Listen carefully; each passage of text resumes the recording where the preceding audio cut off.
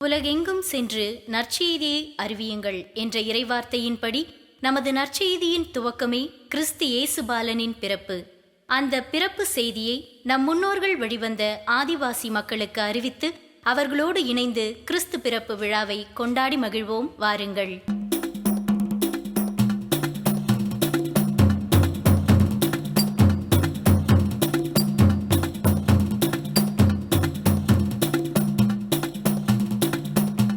இவங்கள எதுக்குடா இங்க கூட்டு வந்திருக்க?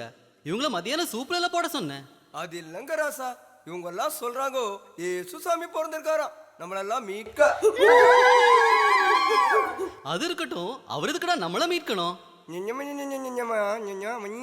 ஓஹோ, ஆமால.